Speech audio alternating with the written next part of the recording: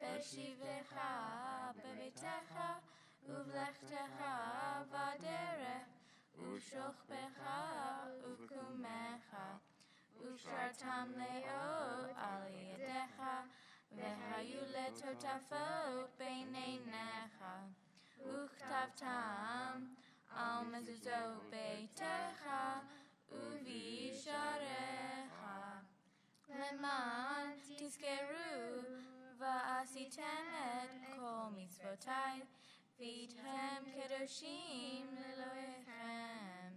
אני אדוני אלוהיכם אשר הוצאתי אתכם מארץ מצרים להיות לכם אלוהים. אני אדוני אלוהיכם. Michael, I'm going to call on you because I'd like to ask you, as we approach Micha Mocha, to explain what this little piece of paper is all about. Micha Mocha, as we turn to page 40, friends, is our freedom song. It was a song sung as our people were liberated from bondage, crossed through the sea to freedom, and that's the connection to what Michael, who is from our Tikkun Olam committee, is going to tell us about. So the freedom we're seeking here is freedom from the plague of gun violence. And the way that we are attempting to combat it at the moment is by calling Governor Newsom next week, congregants from congregations all over California, Reformed congregations, to call and urge the governor to include in his revised May budget $39 million for local gun violence prevention programs that'll get granted out to local organizations in cities all over the state. It is currently being funded at a much lower level. $39 million would be much more in line with the comparable amounts that other states that are doing this are spending. It's very, very effective programs and has already reduced violence a great deal just in the limited amount that it's already being done. So all you need to do, if you didn't get this half-sheet form on the way out, on the way in, there's lots of them still on the table outside. And all you need to do, there's a website on there. You can go register, takes about 30 seconds, and then you will get an email next week with all the information that you need to make, probably a 2 or 3 minute call to Governor Newsom's office and let him know that you support this funding. So thank you very much. Thank you, Michael. Thanks, Michael. Micha Mocha, page 40.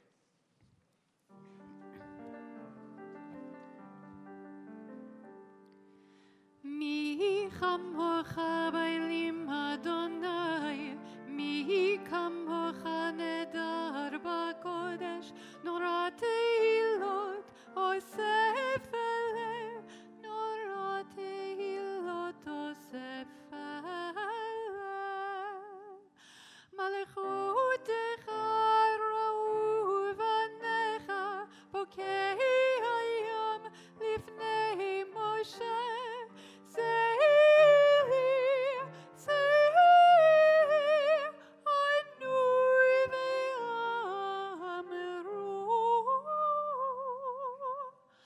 Adonai imloch leolam vaed, Adonai imloch leolam vaed, Adonai imloch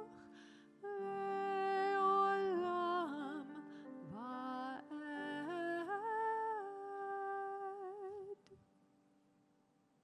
Let's turn to 44, friends, for the Shamru. 44.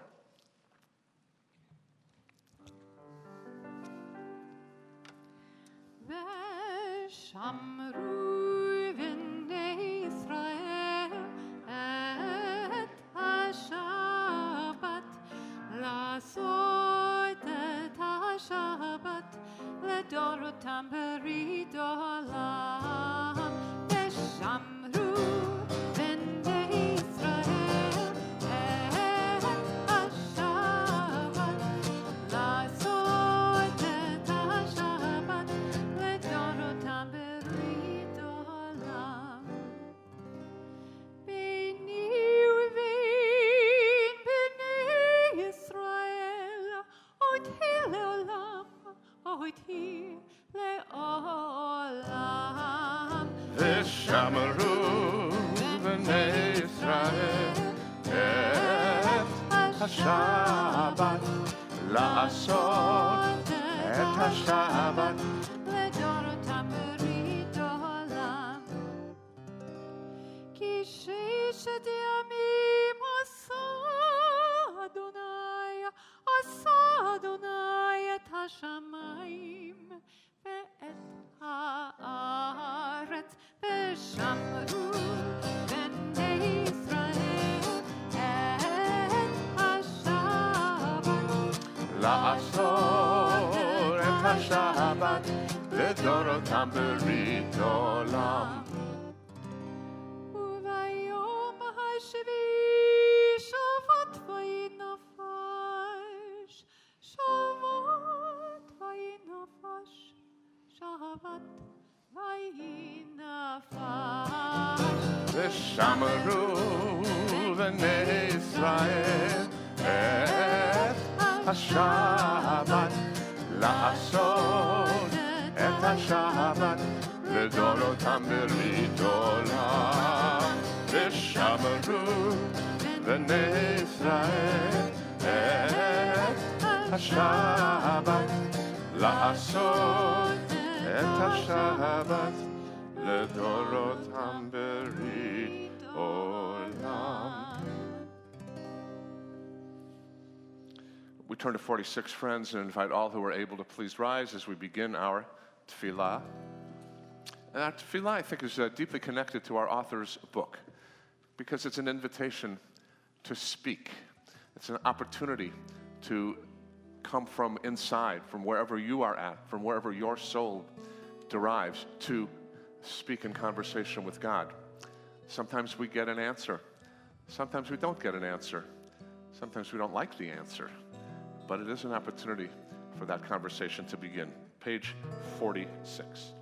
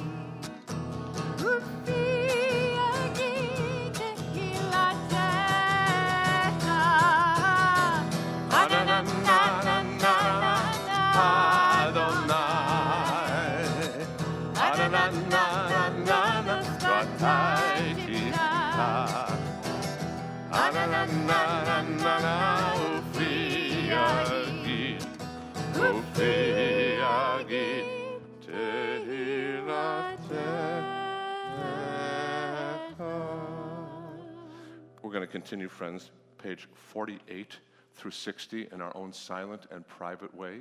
You may be seated, you may remain standing, but this is an opportunity for us to engage in that conversation privately from the sanctuary of our souls.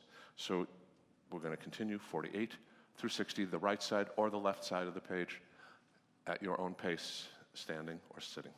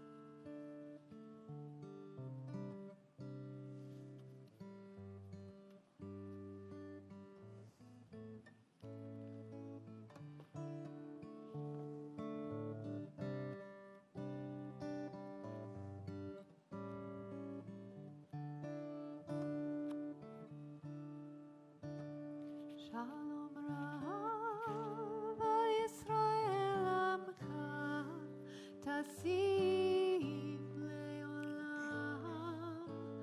שלום רב על ישראל עמך, תשים לעולם.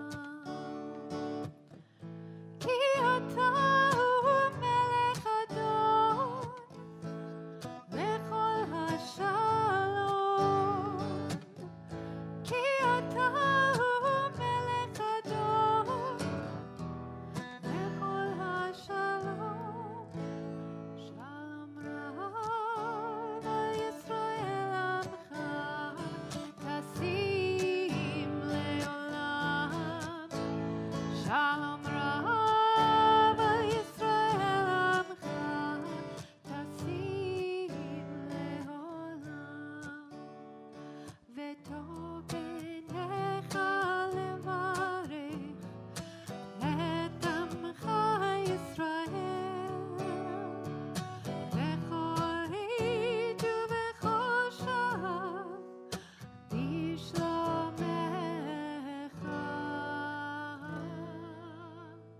שלום רב על ישראל עמך, תשים לעולם. שלום רב על ישראל עמך, תשים לעולם. תשים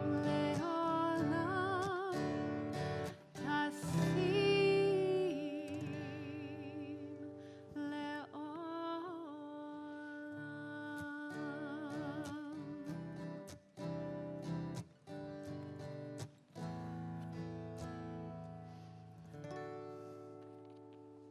So friends, on the back of our service pamphlet is our prayer for healing, Misha Berach. The words come from the Torah, Elna Refana La. O God, pray heal her, words that were used by Moses to heal his sister Miriam. And the music by Craig Taubman in memory of Gerald Rubin, member of our synagogue. But before we offer this prayer, we invite you to mention the names of those who are ill, those who may be hospitals or nursing homes or might be among us. But if you mention those names and we're able to pay attention, we understand what you're going through with your friends or family, and we're able to ally ourselves with you and with them. So if you know of someone you'd like to mention his or her name, please do so at this time.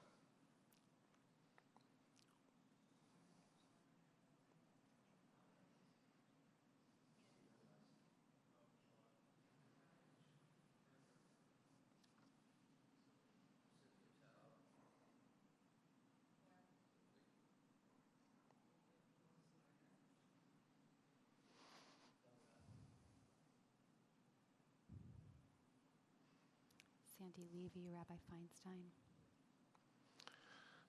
We include among all those named also Harvey Berenson and David Arnovitz. We hold all their names in our hearts as we tune now to our Misha Berach prayer for healing.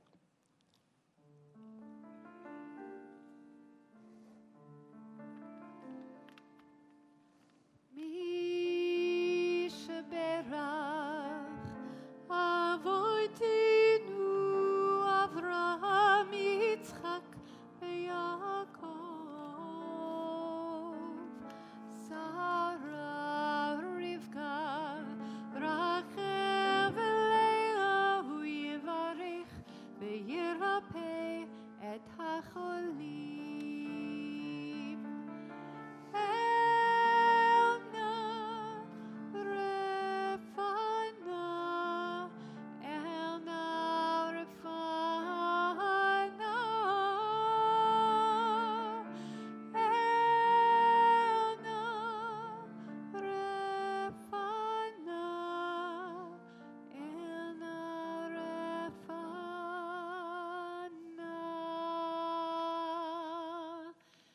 Misha Berach Avoitinu Avraham Yitzchak Yaakov Sarah Rivka Rachel Leah Hu Yivarech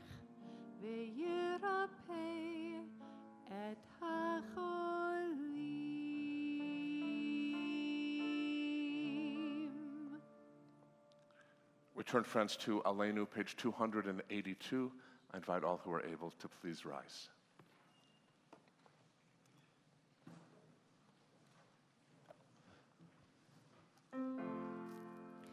עלינו לשבח לאדון הכל, לתת גדולה ליוצר בראשית, שלא עשנו כגויי הארצות, ולא שמנו כמשפחות האדמה, שלא שם חלקנו כהם, וגור עלינו ככל המונם. ואנחנו קוראים ומשתחווים ומודים לפני מלך מלכי המלכים הקדוש ברוך הוא. ונאמר והיה אדוני למלך על כל הארץ ביום ההוא, ביום ההוא יהיה אדוני אחד, ושמו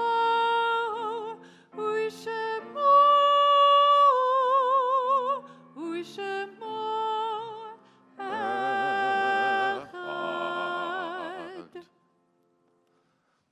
Turn, friends, to page 292, 293. And as we prepare for our Kaddish memorial prayer, we select one of these meditations and offer these words, or the words in our own hearts, as preparation for our memorial prayer.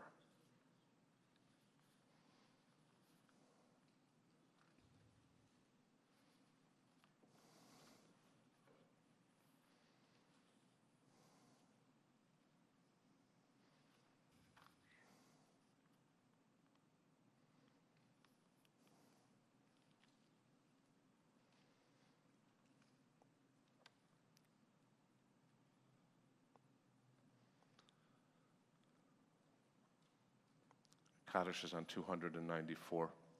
We remember especially tonight relatives, friends, and members of our community who recently died. Barbara Lipman, Marguerite Perkins Mountner, Terry Sanders, Doris Weiner, Beatrice Lowe, and Hans Lowe. We also recall the loved ones who died at this season in years past.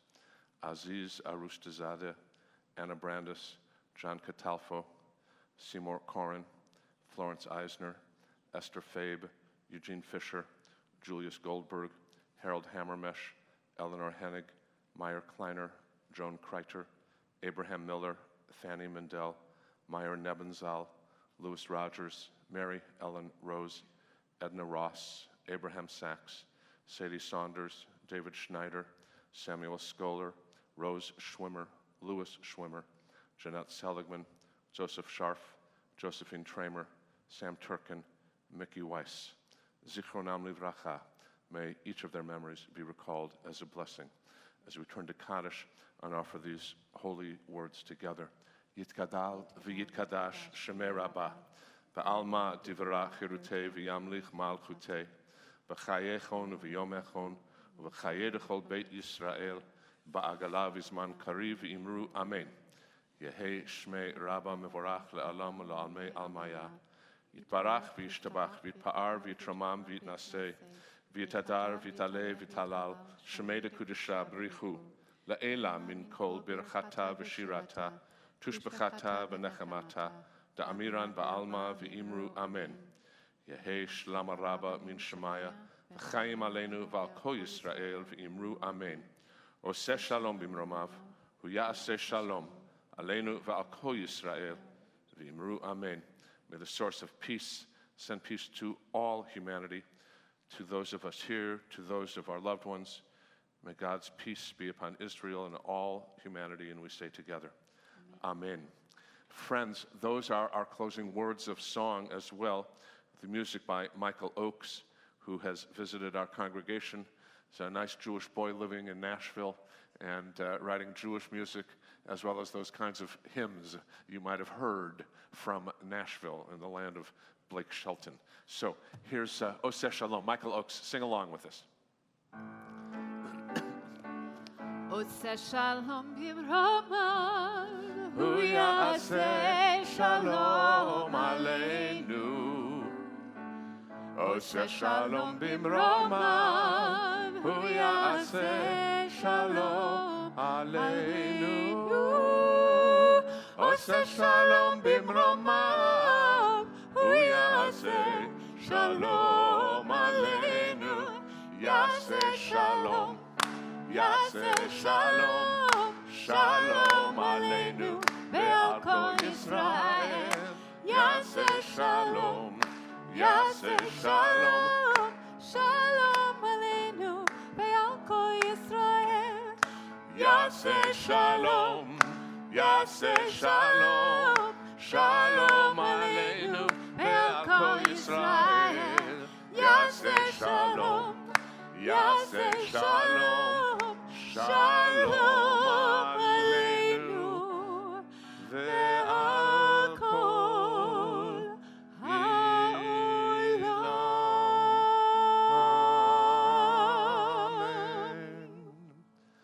Adonai Oz la'amo yitain, Adonai yivarech et amo v'shalom.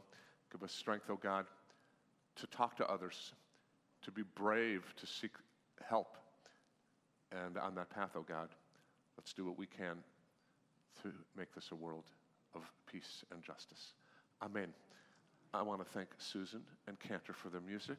Invite you all to be seated. But I'm going to, because the chairs are over here, those of you on this side might want to kind of adjust before you get all comfy so you can hear better. And I'm going to invite our speaker, Lori Gottlieb, to come and join me.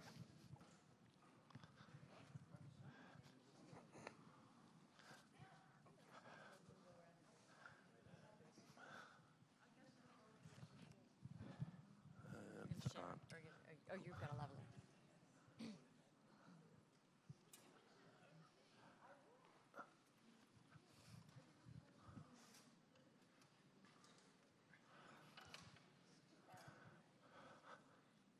Well, delighted you're with us tonight for this very wonderful opportunity.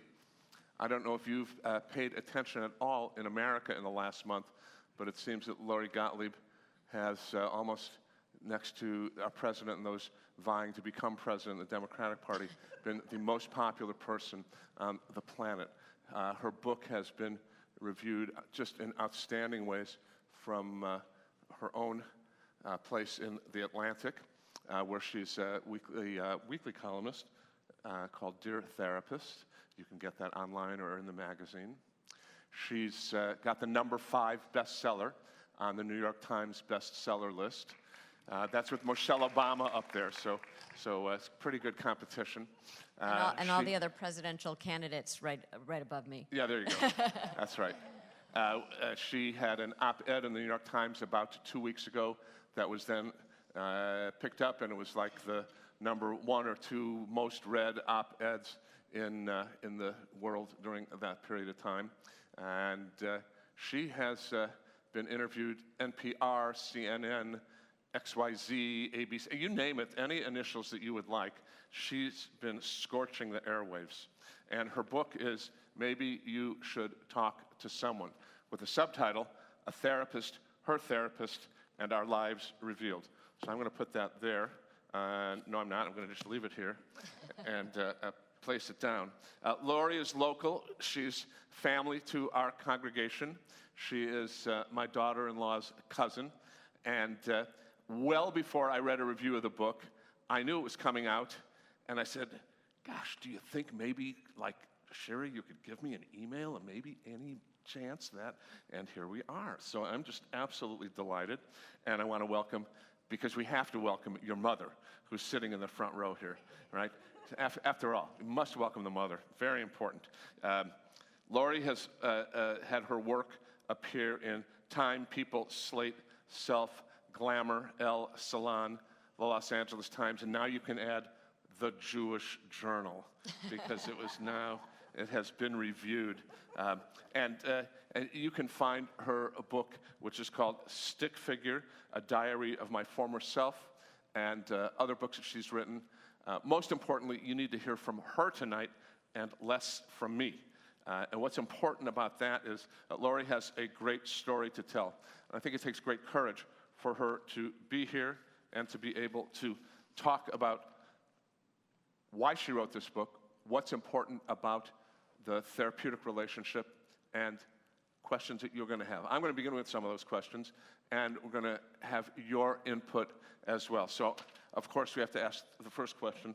Why did you decide to write such a self-revealing book? Right. So I never. Basically, the premise of the book is that I'm a psychotherapist, and I bring people inside the therapy room, and I follow 4 main patients who are very different from one another. And then there's a 5th patient, and that 5th patient is me.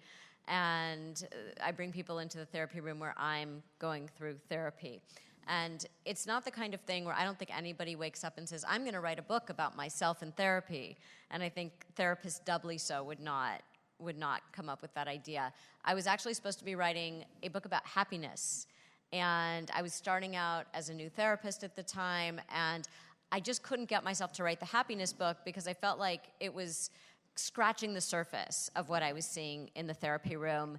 And also that happiness was sort of beside the point, that happiness as a byproduct of having a meaningful or fulfilling life is one thing, but striving for happiness in and of itself is sort of a self-defeating goal.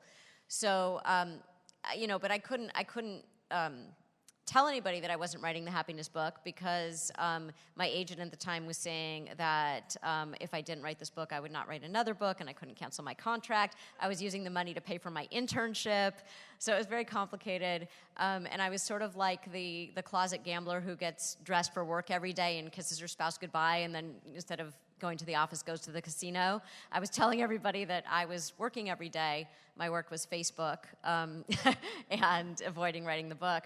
Eventually, I do cancel the book, and disaster doesn't strike, and I do what I originally wanted to do, which was bring people back to show stories of healing and hope and inspiration and real life, what our struggles are like and how we get through them and how we transform. Thank you. So tell us about the people who you follow in the book, your patients. Right. So I follow 4 different people. One of them is the one that you meet right away in the book, and I call him John. And he's a little bit hard to like at the beginning. He tells me that he's coming to me because I'm a nobody, and this way he won't run into any of his high-powered colleagues in my waiting room. So he's safe there. He doesn't want his wife to know that he's going to therapy, so he hands me a wad of cash at the end of the session and says, "You'll be just like my mistress. Nobody has to know." And then he amends that and says, "Can I say this?" I'm in a temple here. So this is God's synagogue. house. God listens to all words. All right. He amends that and says, actually, you won't be like my mistress. You'll be more like my hooker. You're not the kind of person I would choose as a mistress. So he's very charming at the beginning when you first get to meet him. But he's one of the people that when you read the book, I think people come to love him the most. When you see the ways that people use their behavior to protect themselves from something unspeakable, trauma, it's how he keeps the world at bay, how he keeps himself safe. And when you learn about his life, he becomes, his humanity is beautiful. He becomes this person that I develop a deep affection for, and I think readers do too. Another person in the book is a woman who had gone on her honeymoon, and she comes back. She thinks she might be pregnant, which is what she was hoping for, and the feeling she felt in her breast was actually breast cancer, not pregnancy. And she, it seems like a very treatable form of breast cancer, but it turns out that and she does, the treatment does go well, but 6 months after she seems to be cured, she gets another kind of a sign-off scan, and they find this very aggressive form of cancer, and it turns out that it's not treatable, and she asked me if I'll stay with her until she dies. And it's the experience of my going through that with her, not having any experience having done that, and really being able to look at our mortality in a very real way that actually helps us to live better while we're here. And it teaches me more about life, I think, than death. The way that that she handles it. And the other two are, one is a young woman who has recently graduated from college, and she wants to be in a relationship, but she keeps hooking up with the wrong guys, including one from the waiting room, which she thinks is a step up because she says, well, at least he's in therapy, which is not really how it turns out. And I think, she's sort of an example of the ways that we know we need to change, and sometimes change is really hard, even if the change is positive. And so I think she changes sort of gradually and then suddenly. She also drinks too much, doesn't realize she's drinking too much, thinks she's addicted to therapy when really she's addicted to alcohol. But it wasn't John. It wasn't what? It wasn't John who she met in the waiting room. No. John was actually, despite his abrasive personality, he was very, very loyal as a husband and father. He was a father also. And then the last person, in contrast to this person, Charlotte, this young woman who has this vast vista of time in front of her because she's in her 20s. So all of the choices that she's making, she can make different choices going forward. She has a long time to change a lot of the patterns that are holding her back. But the last person that I follow is this woman, Rita, who she's about to turn 70, and her adult children won't talk to her. They're estranged from her. She's made significant mistakes as a mother, and she's had a few marriages behind her. She's extremely isolated. She's made so many mistakes in her life. She's full of regret, and she says, if things don't change in a year, I don't want to live anymore. And so she has a very different kind of picture than Charlotte, which is that she's already made a lot of choices that didn't turn out well. And the question for her is sort of, is it ever too late to change? And I think when people come to therapy, one of the things that I'm looking for is not just why they're there, but I always want to know why now. Why this day, this month, this week did you call me when this has persisted for a very long time? Because I'm not just looking at for what's not working, I'm scanning for strengths. I want to know, what is their readiness? Something made them call, which is a really good sign, and I want to know where is that strength so I can build on it. So why did she call now, and what was she ready to do now that she hadn't been ready to do for all the decades before? So you have this tableau of different people. You have John, you have Rita, you have Charlotte, you have Julie. Do you have to like the people that you meet as a therapist?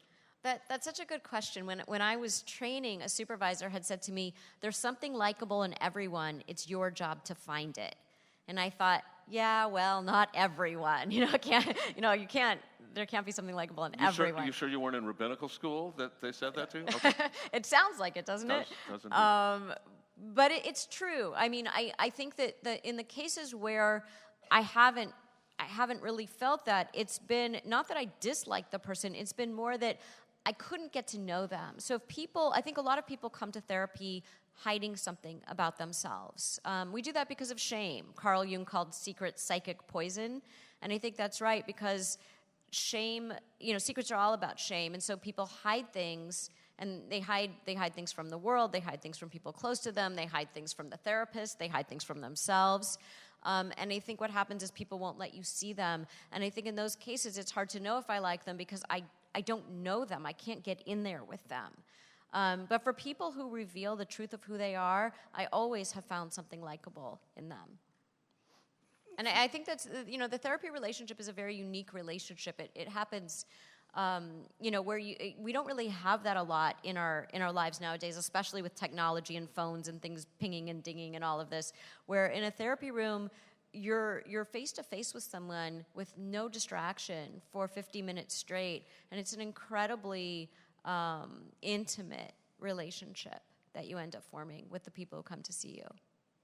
So what about that very first therapy session with the clock? Yeah. So when you first do therapy, when I went to medical school, there was this expression, see one, do one, teach one, which means that you see someone, put in an IV, you do one yourself, and then you teach one.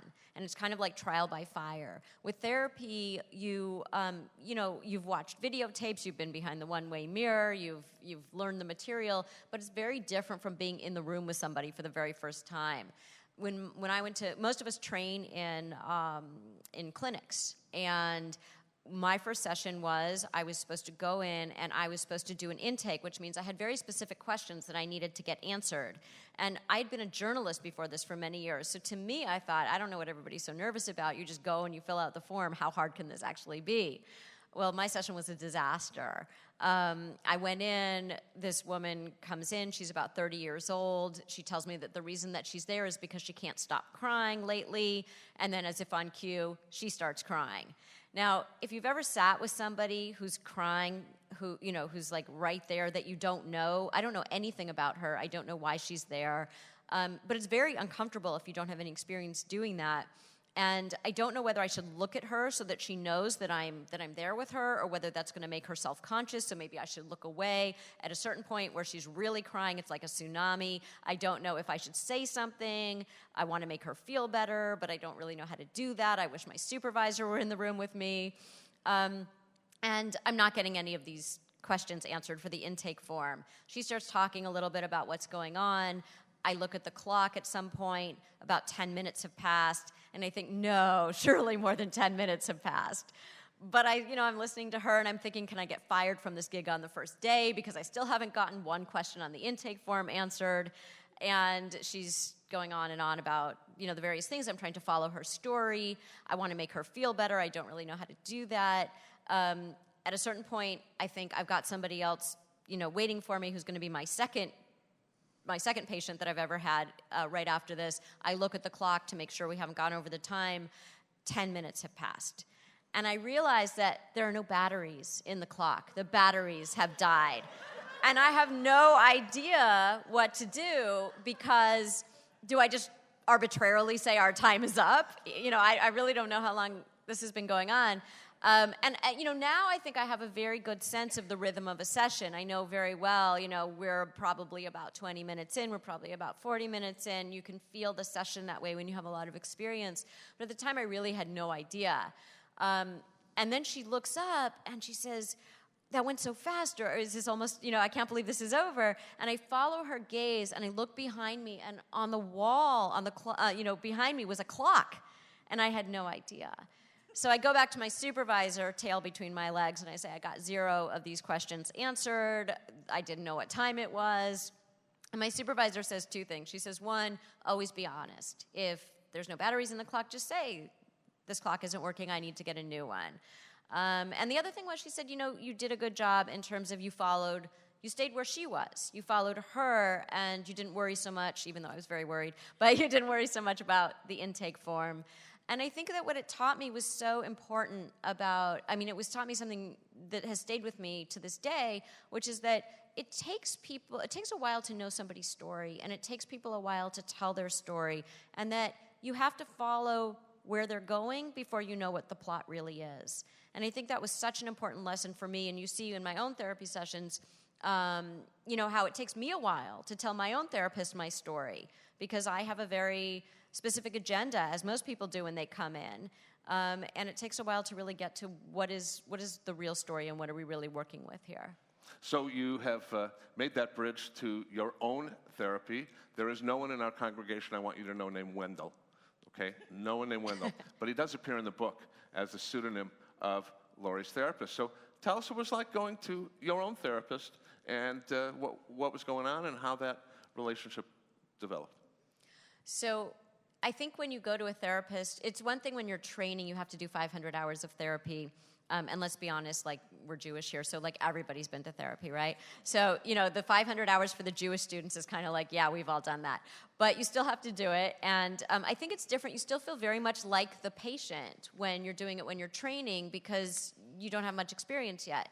But I think it's a different thing to go back when you have an established private practice, and now you're going back and you have to take off your therapist hat and really just be a person in the room.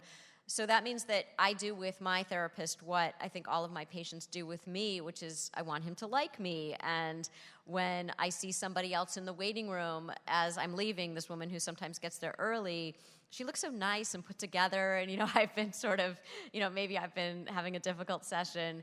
And I think, well, maybe, he likes her sessions more, or does he dread my sessions? One night I Google stalk him. because the reason that I actually got into therapy at that time was the person that I thought I was going to marry broke up with me because he decided that he didn't want to live with a kid under his roof for the next 10 years. That kid at the time was my 8-year-old who had not been hiding during the time that we were dating. So it was very shocking for me. And my version of the story, and I want to emphasize my version of the story because whenever we go into therapy, we're very much telling our version of a story. Was I wanted my therapist to say, "Oh my God, you dodged a bullet. You know, he was terrible," and all these things, which my therapist does not do. And so at a certain point when I am Googling the ex-boyfriend obsessively and noticing that on social media he posts pictures of things like salads in restaurants, so I'm sure that he has no heartbreak at all because you don't post pictures of salads in restaurants if you're in the throes of heartbreak, is my version of the story.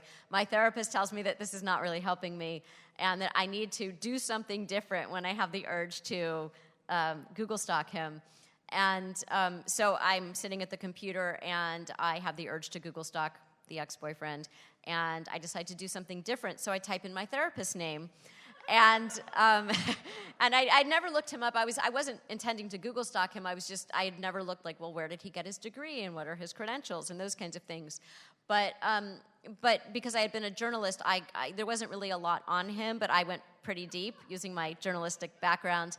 And one thing I found out was that his father had died at a relatively young age, middle-aged, of a sudden heart attack, and his father had been a marathon runner, per the obituary that I found online. And it turned out that I had been talking in my sessions about my father, who had been going through a lot of illness, and how glad I was to have this time with him, that we could have this time to say goodbye to each other in a way that was really valuable to me, to be able to have this time to talk to my father and really have this relationship with him as he was going through this illness. And then suddenly I felt terrible that I had been talking about this when my therapist didn't have his own father, and I had no idea. So I had a choice. I could go back to therapy and admit that I had Google stalked him, which I felt a lot of shame about, or I could just stop talking about my father in therapy, which was I picked door number 2. Which was the problem, because you don't want to edit yourself in therapy. And eventually, and I thought that I would somehow slip up. I was really worried every session that I would slip up, because my patients inevitably slip up with me when they Google stalk me. So they'll say things like, well, you know what it's like raising a boy in middle school, even though I've never said that I'm a parent or how old my son is or, anything like that. But they don't realize they're slipping up, or they do once it comes out, and then we talk about the fact that they've Googled me. I did confess to him that I had Googled him, and all the air returned to the room. And it actually made it much easier to talk about my experience with my father in the context of knowing what happened with his father and not having that secret in the room anymore. So I was very much like any of my patients were with me, I was like with my therapist. So this book has been wonderfully well received and reviewed beautifully all over. Have you had any criticism of the book or of its contents? Not yet, amazingly. But maybe there is, and I haven't seen it. It's possible. Well, that's lucky. I mean, I think that one of the reasons I wanted to write this book was I wanted to show people, I wanted people to feel less isolated in their circumstances, because I think so much of what we see is the Facebook or Instagram or public version of our lives. And I think it's really hard for people to know that we have so many universal struggles and that we are more the same than we are different. And so even though the patients that I was describing earlier may not seem like people that you relate to on the surface, I think what readers are finding is they're finding that they see aspects of themselves in every single one of these people, in their struggles and these questions about how do I love and be loved, and what do I do with regret, and how do I manage my pain, and how do I make different choices, and why is it so hard to change, and how do I spend the time that I have left in a meaningful way? I think these are questions that we all grapple with, and I think that we understand ourselves through story. Story is how we communicate with each other. And so I think if people see themselves in these stories, it helps them to see something, almost like holding up a mirror to them, that helps them see something about their own lives that hopefully will help them live a better life too. So as you prepare to ask your questions, let me tell you that it's Shabbat, and we're not selling books this evening, but there will be sheets in the Oneg Shabbat tables where you can sign up. We'll order the books on your behalf. Lori will sign, and you'll have the chance to come back to Temple and pick up your book. So that's worked for us successfully before, and those sheets will be on all the different tables. Just sign up. If you're a member of the synagogue and we have you on file with your CC number, just check it, and Hang will take care of that, our controller. And if you would like to leave us that number, there are envelopes, so it'll all be sealed, and no one else here will be able to know. So I'm going to open it up for questions and see what you have. And let's start in the back from someone. Are you going to disclose your field of endeavor, Susan?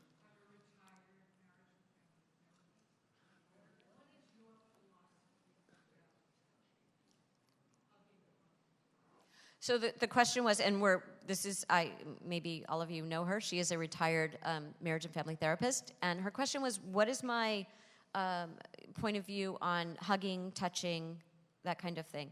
That's such an interesting question, because in the context of Julie, the person who was dying of cancer, I think that you have to be a human being in the room. And I always say that my greatest credential is that I'm a card-carrying member of the human race, that the training and everything that you go through to get licensed is obviously very important. But I think that the most important thing is our humanity. I think that's our most important tool. And I think it's on a case-by-case basis. I mean, I don't think, we don't routinely touch our patients. But I think that people who kind of stand on professional ceremony, and nobody wants to go see a brick wall. Nobody wants to see a robot. And so Julie and I hugged a lot, depending on what was happening. I will shake someone's hand. If someone wants to give me a hug, I won't recoil. I'm just a person in that room. It's interesting that you asked, because I think as in the rabbinate would be in some ways very similar. There's some people who are big huggers, and there's some who are not. And some of the ones who are not by choice. It's in their nature not to be huggers.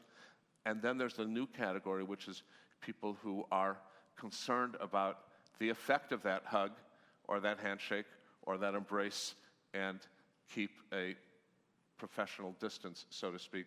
They don't want to be seen as someone who's hugging, right? A rabbi hugging a 13-year-old girl could be perceived in wrong ways. Don't worry, Anna and Cece, I'm okay.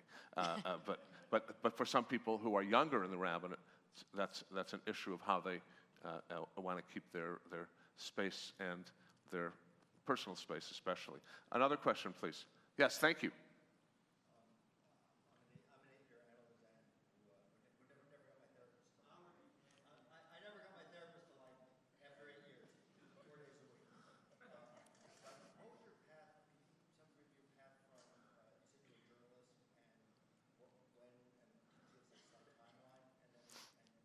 Yeah, so he asked, first of all, how do you know that you weren't liked? Yeah. So he asked how, I actually had a very circuitous route to becoming a therapist. He was asking what that route was. When I graduated from college, I worked in the entertainment business. I was working first in film development, and then I moved over to network television. I was very interested in story and the human condition, and I loved really good storytelling in that way, and that's what drew me to that business in the first place. When I was at NBC, it was 1994, there were 2 new shows about to premiere. You may have heard of them. One was called Friends, and the other one was called ER. And we had a consultant on ER who was a doctor who helped us with making sure that the trauma-based scenes were choreographed accurately, who helped us with story ideas, and I got to hang out in the ER a lot and do that. By the way, just trivia note, this was George Clooney before he was George Clooney, and the only thing that was not super accurate was we didn't always cover George Clooney's face with a mask when we should have, because his face was so nice to look at. So everything else was very accurate, but sometimes George should have been wearing a mask and he wasn't. But anyway, I would hang out in the ER a lot, and I really loved it there. I loved the real stories. So there was something very different about the fictional stories that we were telling, which were very moving, and real people and real lives. And at some point, Joe, the doctor in the ER, said to me, I think you like it here better than your day job. And I went to medical school and I was at Stanford, and it was the time when managed care was coming in. It was like this newfangled thing at the time. And a lot of my professors were saying, because I really wanted to be sort of like the family doctor, the one who sort of guided people through their lives. And he was saying, I think that's going to be really difficult to do and make a living at the same time. And at the time, I was also writing, and I ended up deciding to leave medical school after 2 years and become a journalist, since I had sort of started this journalism career while in medical school. And I felt like with journalism, I could really tell people stories, get into people's real lives in a deeper way. And I loved that, and I did that for over a decade. But then I had a baby, and I really needed adult humans to talk to during the day, because as a journalist, you're very much alone. You're sitting in front of a computer writing a lot. And the UPS guy would come, and he'd have all these different deliveries because of the baby stuff. And I'd be like, how about those diapers? And how's the weather? And he'd sort of back away to his big brown truck. And I knew if the UPS guy was avoiding me, that I needed to do something about my career situation. So I called up the dean at the medical school. I used to run her mother-daughter book groups, and we were very close. She was sort of like a camp mom, even though she was this very distinguished, renowned professor and physician. And I said, maybe I should come back and finish medical school and do psychiatry. And she said, well, I think you're going to be prescribing Celexa all day in 15-minute increments, and you should get a graduate degree in clinical psychology, and then you can do psychotherapy, which is very much the kind of thing you were talking about doing when you were in medical school. And it was the best advice that anybody could have given me. And I feel like, even though it seems like I was either very versatile or very confused in terms of all these career changes, I think they all were about the same thing, which was about how we tell our stories in the human condition. And I think with journalism, I kind of went from telling people stories to the therapy room, where I help people to change their stories. I very much feel like in the therapy room, I'm kind of like an editor. And when people come in, they have a very specific way that they want you to kind of validate their story, or they want you to kind of agree with them. And what I help them to do is to see their story from a different perspective, so they can see their own role in what's happening and maybe do something differently, so they aren't so trapped by the story that they've come in with.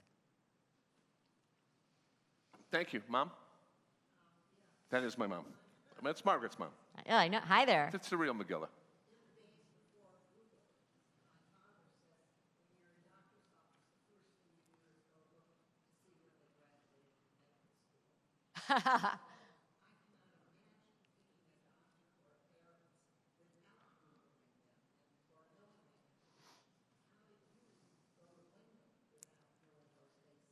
Right. So the question was, how did I find my therapist, or how did I go to him, given that I had not looked up his credentials before I went to go see him? I actually, even though one of the main reasons I wanted to write this book was to kind of destigmatize any kind of emotional suffering and make it very accessible for people and normalize it, I, as a therapist, was embarrassed that I needed to go to see someone at that time, that this sort of crisis was happening, and I was sort of, really struggling at that time. And what happened was, interestingly, I'm in a suite of therapists. I go to a weekly consultation group every week with therapists. A lot of my friends are therapists. And it was like that Coleridge rhyme, water, water everywhere, but not a drop to drink. You can't see someone that you already know. So some of the best therapists that I knew were people that I couldn't see. So I called up a colleague, and I was asking for a friend. And I trusted her recommendation because I work with her a lot and we share cases. And I knew that any recommendation that she would give me would be a good one. And I also very much engineered the kind of therapist that I was asking for this quote-unquote friend. And this was that was the person that I went to. Part two to the question was, how do people find you? Do they Google you? Is it by referral? Is it through friends? I think a lot of people find therapists through word of mouth. I think they ask people. It's always very tricky to ask someone, like, do you know a good therapist? Because then people wonder, well, why are you assuming that I'm in therapy? Or sometimes people don't want to share their therapist. because I think it feels like a very personal relationship. And sometimes if you're very close friends with someone, you might not want to go to the same therapist as that person. Also, just a warning to you that if your very close friend goes to a therapist, I've probably heard about you, and I'm going to hear things about you that you haven't told me because you come up in this person's life. So sometimes word of mouth is good. What often will happen is if someone that I'm seeing wants a therapist for their friend, and they don't want their friend to come see me, I will give them a referral for their friend. So there are lots of ways that, a therapist can give you a referral even if you're not going to come see them. In the Rabbinate, we are asked this question a lot, and I would say my first month in San Antonio, in South Bend, and here in Los Angeles, one of my assignments for me personally was accumulate a list of fine referrals. So I'm not in the full-time counseling world, but I wanted to make sure that I knew who I could refer and for what variety of case. Other kinds of questions, please. Yes, thank you.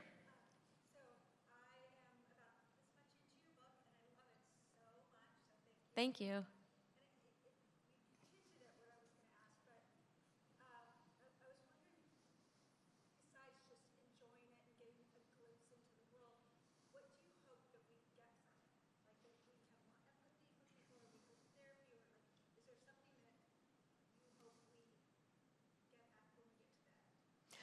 Yeah, I mean, I think like therapy. Oh, yeah, I'm sorry, let me repeat the question. The question was, what do I hope that people get at the end of the book when they're done? What do they take away from the book? You forgot the first part. I love the book. I've only read 37 pages. I can't say that. I can. He can.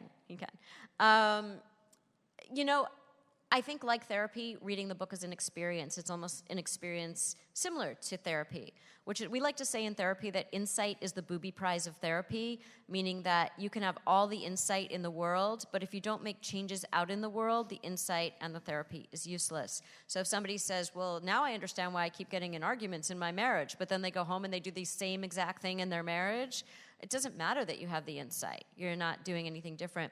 I hope that what people get from the book is that not just insight, I think they'll see themselves in the book. This book is actually, it's a featured book at Costco right now, and I want them to package it with highlighters and tissues, probably, because there are some moments where you might need tissues. But I hope that people will see themselves in what I talk about.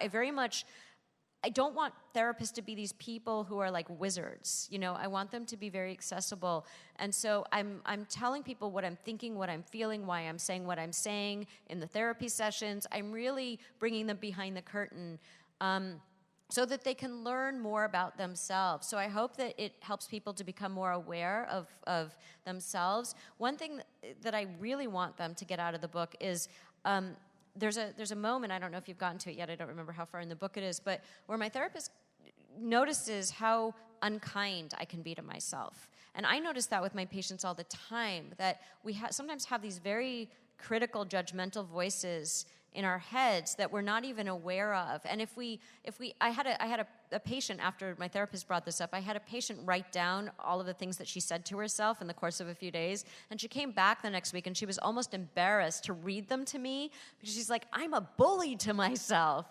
If I said this to a friend, I wouldn't have any friends. And I think that sometimes we can be so hard on ourselves, and I want people to develop more self-compassion, which doesn't mean not taking responsibility for your life, because one of the main tasks of therapy is to help people to take responsibility for their lives.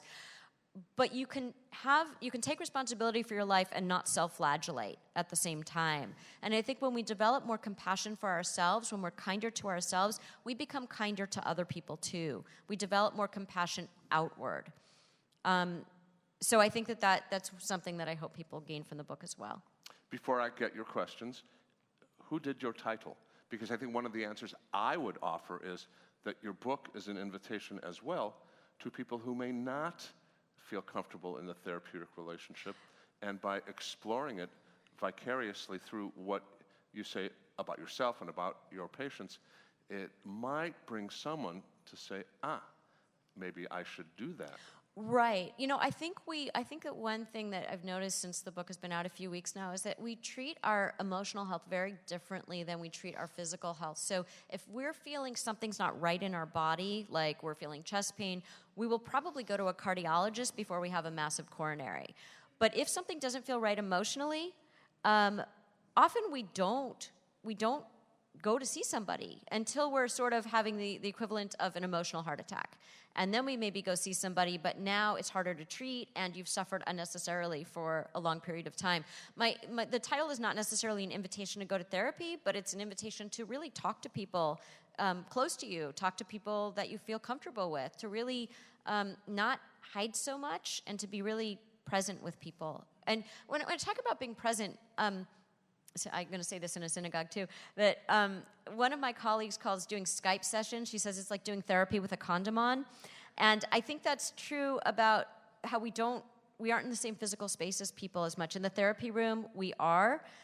But I think that a lot of us, because we keep our phones in front of us, something's always pinging or dinging or there's screens on the wall in a restaurant or whatever it is. A lot of people who are married will say, oh, we're co-computing at night. We're not really face-to-face with each other. And I think we've sort of lost the art of talking and listening to each other. And so maybe you should talk to someone. Might mean you go to a therapist, but it might also mean just we talk more openly with each other about our lives and we listen more too. Thank you. There are a question here, Fern, and we're going to get the last one here, and that will be our questions.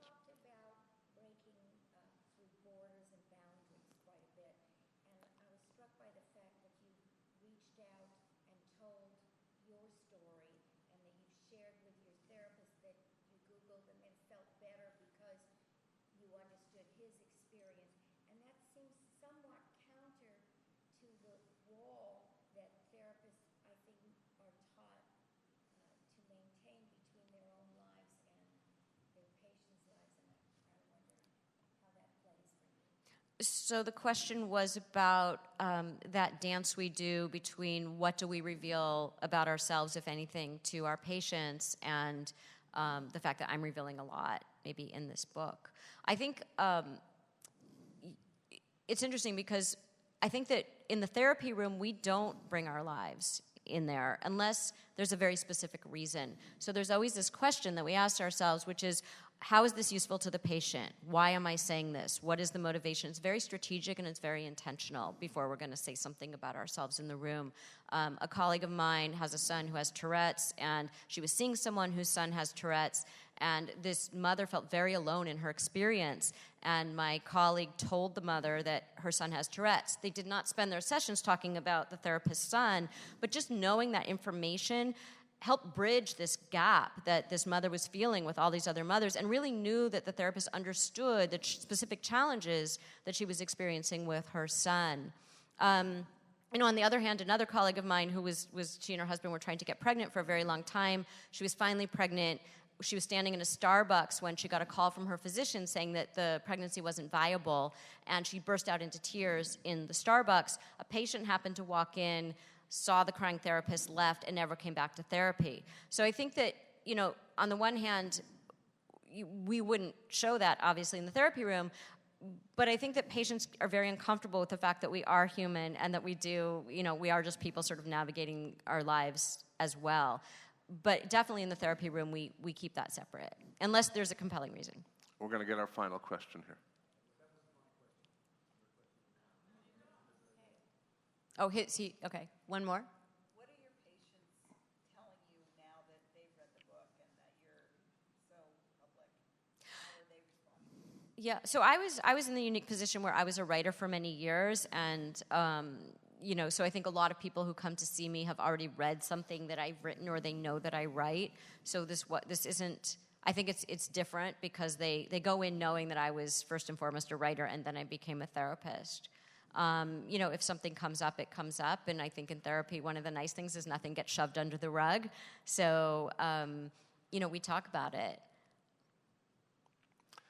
Friends, again, you are welcome to sign up, and we'll order the book on your behalf, and Lori will scribble her Lori Gottlieb on it for you, and that way it'll be even more personal to you. I want to thank you for your fine questions, your attention to this very important part of our lives, telling our stories and explaining a little bit more and trusting that someone will actually do what we say as the watchword of our faith, Shema, listening. So on that note, thank you and Shabbat Shalom. Thank you, Lori. Thank you so much for having me.